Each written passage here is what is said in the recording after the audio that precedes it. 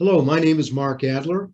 I'm with the Michigan Production Alliance, and this is a continuing series of speaking with professionals throughout the industry.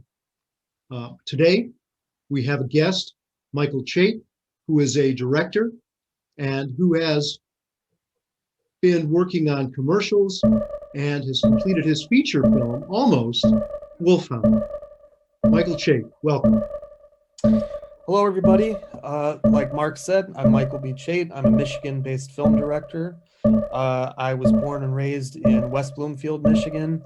Caught my love of acting first as a real little kid, and then at age 12, I saw The Rock, which Michael Bay directed, and like that, I thought, I want to be a film director. So I went, got for my bar mitzvah present, I got a little video camera. I started making my friends, do the stereotypical shooting movies in our backyard and all over Metro Detroit. Went to college at Columbia College, Chicago, where I met a great deal of awesome crew and cast, many of whom I still work with closely today, as those relationships are incredibly important. And in 2013, I moved back to Metro Detroit and worked on commercials and music videos until 2018, when we shot our first feature film, Wolfhound, which is within about 2 months or less of being completed. That's fantastic. Where did you get your start then? I mean, as a film student, chances are you were doing it all. Was that the case? Yes, just like many film students, Columbia encouraged us to do a little bit of everything. I knew I wanted to direct, and that's always been my passion. And I've also been told, Mike, stop helping with lighting equipment.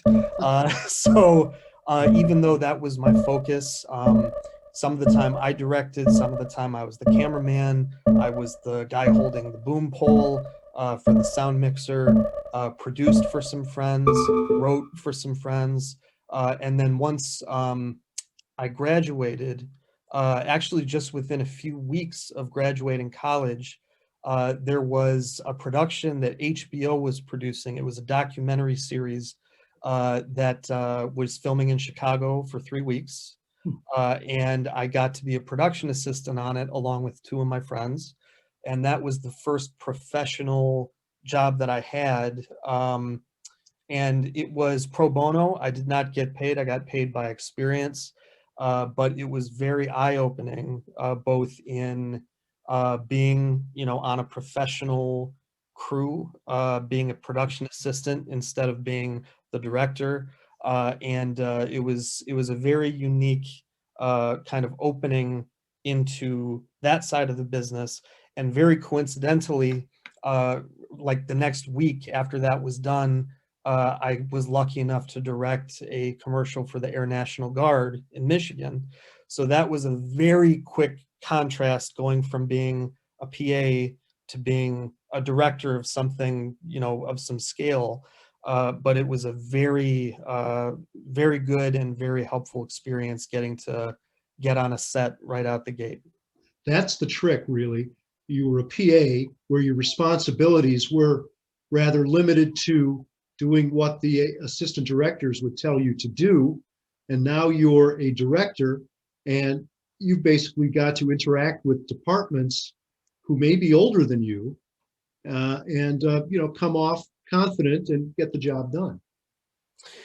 Yes, that's actually, I've been very fortunate to work with a very wide range of people, from industry veterans that are like just could not be more experienced and more awesome at what they do, all the way down to, first timers where I've been their first experience as a director, which I hope was a good one. But I will say this, what was striking to me about that first job that I had as a PA for 3 weeks, not only the variety of work, it was everything from helping to unload the grip and electric truck, helping to set things up. It was a very small production, even though it was funded by HBO. all the way to doing transportation, driving the van around, driving cars around, including, you know, being not in a permitted area of parking and like keeping it going around the block so that everyone's ready to go, to going and getting $3 Chuck Charles Shaw wine from Trader Joe's, which that was my first experience with a line producer saying you're only allowed to buy the cheapest wine possible. But what was great about that was getting to see the crew interacting, the cast, just the whole process right from the top down. And I was lucky enough that I was assisting the director prominently, you know, and being by his side. But something very interesting also happened that I never forgot, and I carried through to this day in how I treat everybody on the set. Uh, there was a gentleman who was the key PA that as soon as the crew and the cast arrived from Los Angeles, he literally stepped off the bus and instantly started talking down to everybody that was on the Chicago crew. And it was very disheartening. It was literally like, okay, where are my PAs? And like he was like acting the part more than being the part.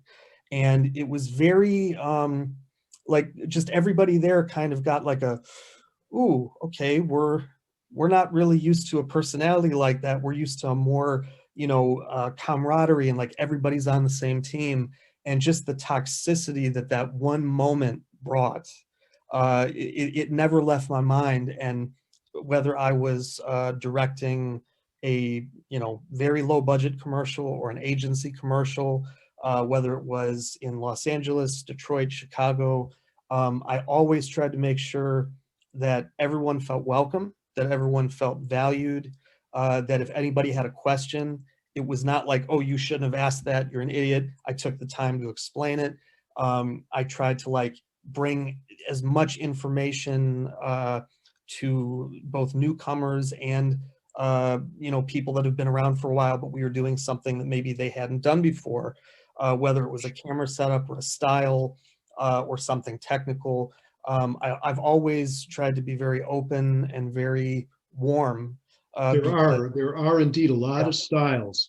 I've seen yes, directors myself who have, you know, closed. They want to keep it, you know, within their small circle, and there's others that really keep it open. So that was kind of a teaching moment for you. Well, he didn't know he was giving you a teaching moment.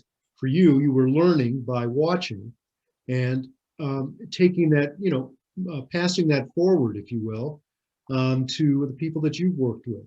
And it's great to have crews that you can really trust. absolutely. And that's one of the things that I learned in film school, and to this day, it's very true.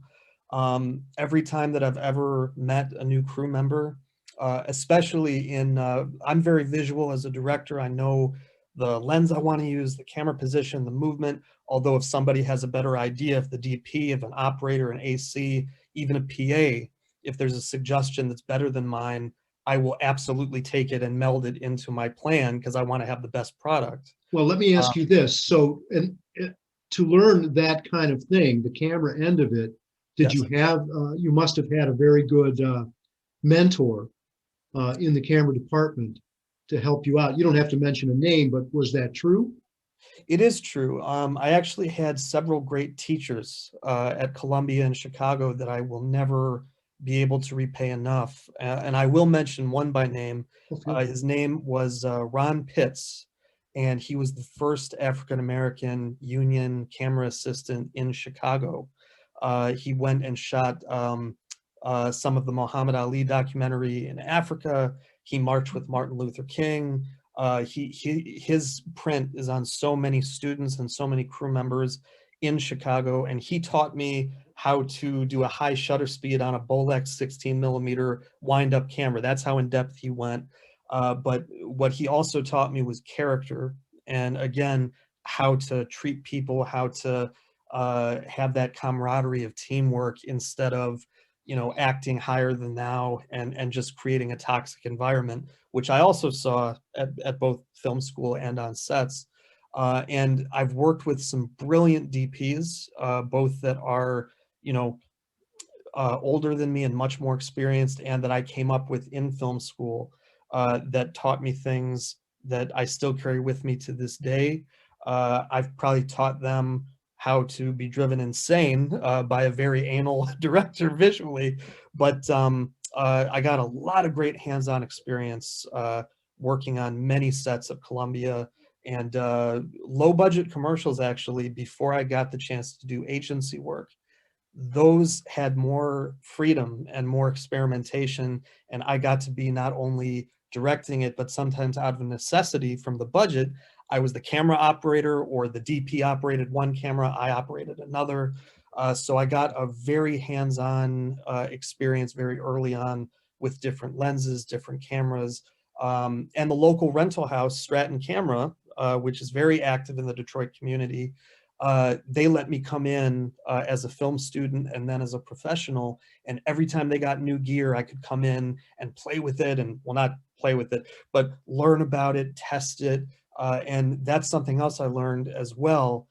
The developing of relationships, not just with other professionals on a set, but post-production houses, rental houses, G&E houses, color correction houses, every place.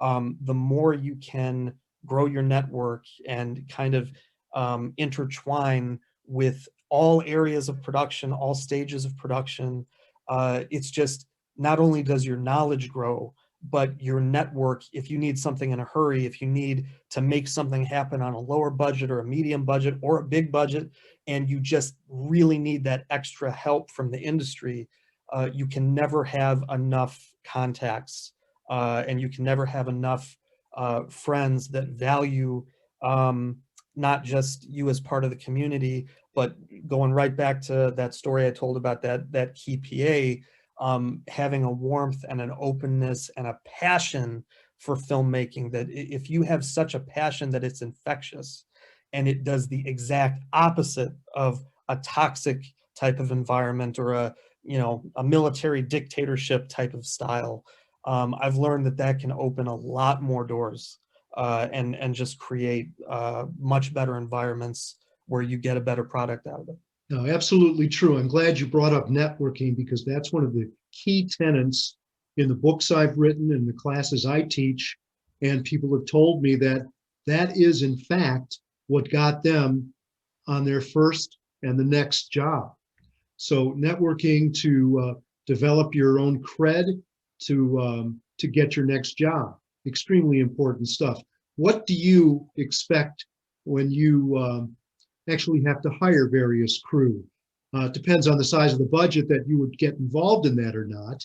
But in those situations where you do, what do you see? What brings someone into you?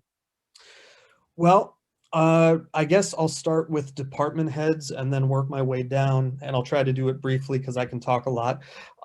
With a department head, the biggest thing I look for outside of talent and a previous body of work and examples. So obviously for anybody that's a DP, they're real. Same thing with an editor, same thing with a production designer, producing partners, a composer. Their previous work goes a long way, but their personality and their willingness to, again, have an open, very creative, very passionate two-way street of both communication and a work ethic that goes well beyond, and this is from the top all the way down to the if you want to call it the tiniest PA position on any set. It's a passion for excellence and doing the absolute best, regardless if it's literally a mayonnaise commercial or if it's a gigantic movie. The antithesis of that, and what I try to avoid and what I do not hire, is people that have the mentality of good enough. And I learned this in film school. There's literally sets I've been on where the DP would say, it's good enough, let's move on. Or the director would say, yeah, that's good enough, it's fine, let's move on. And I'm dumbfounded, because it's like, wait a minute, filmmaking is way too difficult, it's way too hard, it's way too draining if you're really going to try to do something spectacular or something that's truly excellent that makes people go, whoa, okay, that was really good. And that's what not only, you know, elevates an individual's career, but a team's career. Every project that you do, movies, commercials, whatever, if it's extra special and you can tell that people really put their passion and their effort and their heart and soul into it, that's the kind of people I want to work with. And when I interview people for key positions, or I just think back to the DPs I've worked with, the editors I've worked with, the special effects guys, you know, the guys making smoke in the background, or doing the squibs on people or gunshots. If you have that kind of passion, even if maybe your work is not, if your work is like second place, but the best reel was done by somebody that just doesn't have that passion and doesn't bring that excitement and that joy to, I really want to be here. I really want to make the best thing I can today. I want to get the best shot. I want to get the best performance. I want to have the coolest, you know, lighting setup or whatever. I'll always gravitate towards that person rather than somebody that you can tell just is paychecking it or just doesn't really want to be there. And Sure. And from a PA's point of view, that passion is where they get started. You know, some of these guys that I've met with and talked to, they'll sleep in a car and drive 100 miles to get a job.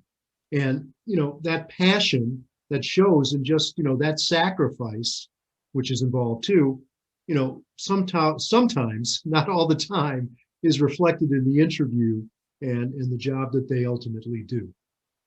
absolutely. And I'll give you case in point. There's several people for our movie Wolfhound that we're finishing. Hmm. We had to shoot the aerial sequences because it's a World War II action movie. There's some very large scale dogfight sequences, and we used real World War II aircraft, air to air photography. There's no green or blue screens in the whole movie, so it was very practical. There were a couple people that wanted to be on the project so much that they either came from Michigan down there with us and almost broke even, basically, and offered to, come from Virginia, crew down there that I wish we could have brought to Michigan. There were two PAs in particular who were so excited and so present and so just really excited to be there and excited to help out, and never 1 ounce of toxicity or like that, oh, I can't wait till I get to go home, this is really boring, or I just don't want to be doing this. I actually tried to bring them to Michigan, but our budget did not allow it. And case in point, you said people sleeping in their cars. I found out halfway through the shoot that one of the second ACs was sleeping on somebody else's couch just to be close enough to get to the set each day on time. And we brought them back as a first AC and then eventually as an operator on the pickups and the insert shoots that happened the following year, because not only were they excellent at what they did, but they were a joy to have on the set. They made everything lighter. And I can tell you this as well, as a director, and I think most directors would agree, it's a pretty stressful job and you have a lot on your shoulders. You have the weight of the whole production.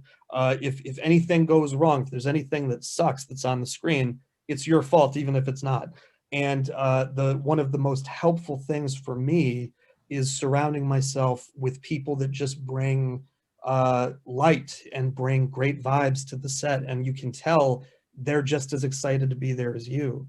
And there literally were some days on the movie where just the excitement and the smile from a PA that genuinely was jazzed about getting to do what they were doing, it put a little bit more wind in my sails and helped me get to that 12th hour, or one day that 16th hour.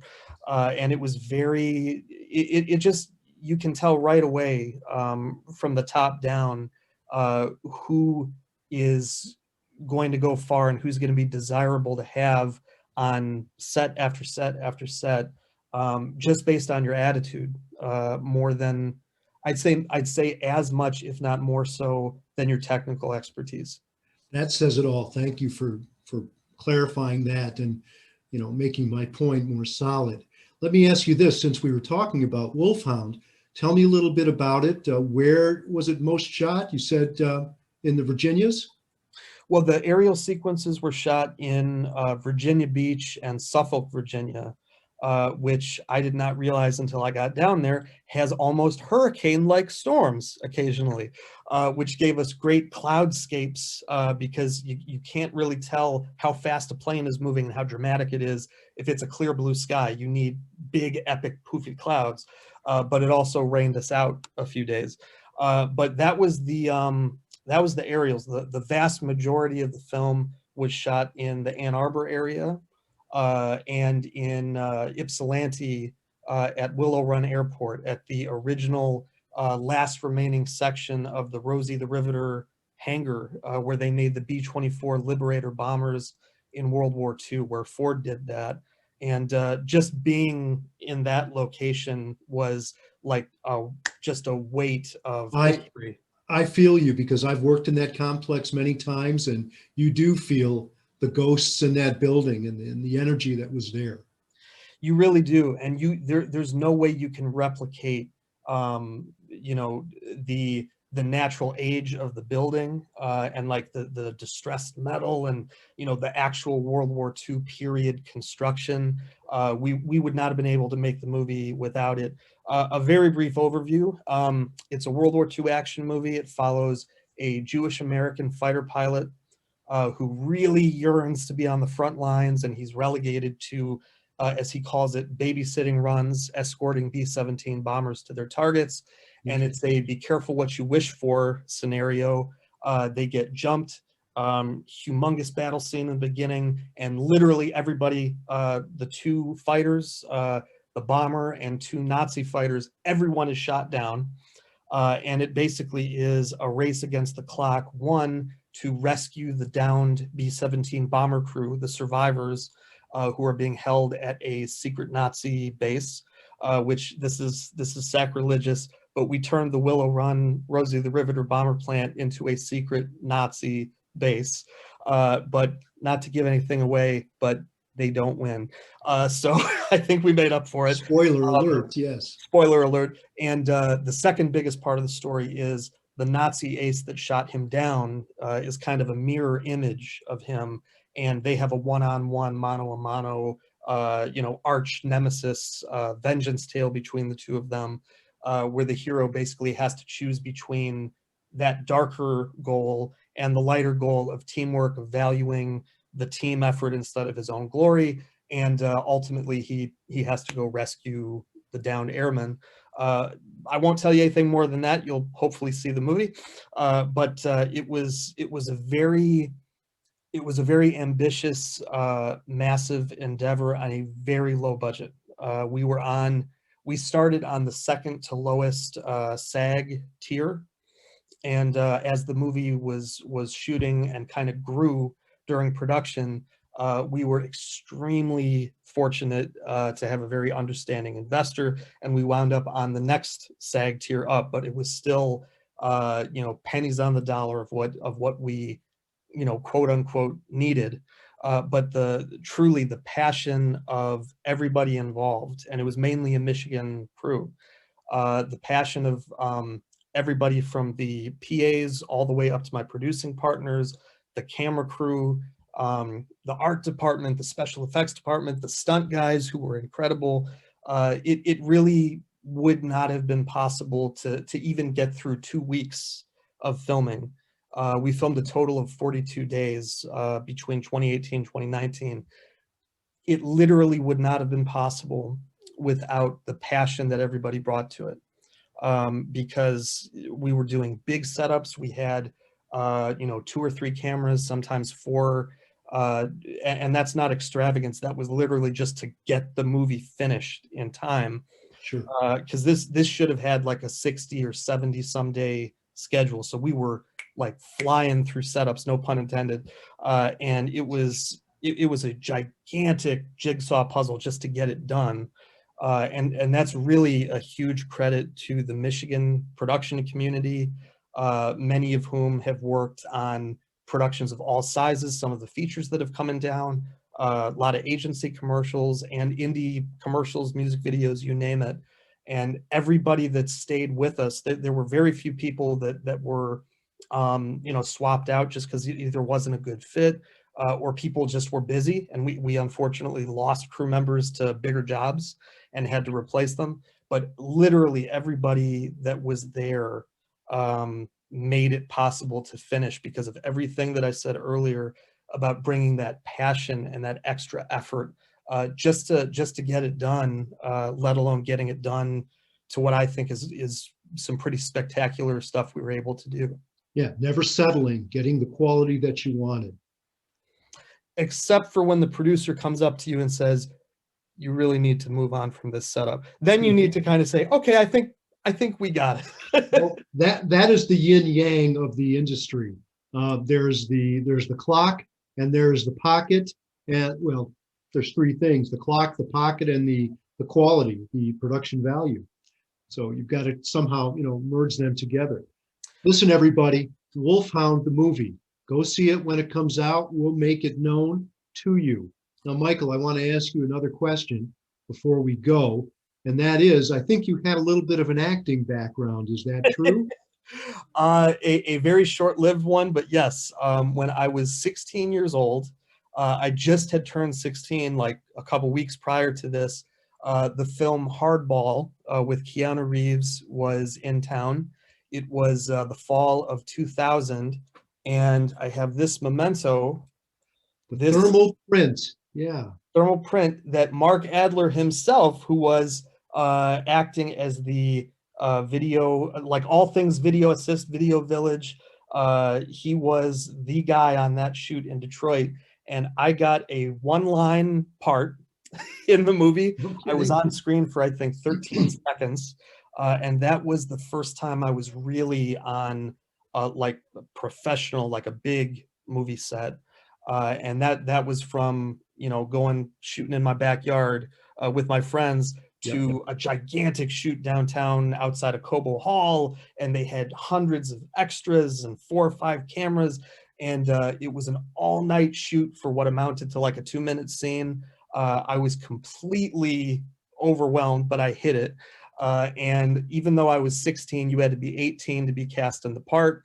I may have fibbed a little bit, and I got the one-line role after auditioning on the spot for the director, Brian Robbins, and it was an absolutely incredible experience to just get to see something that was so at the pinnacle of production when I was still in high school. I'll bet your eyes were open, and I bet you probably took in a little bit of that for your own purposes and growth.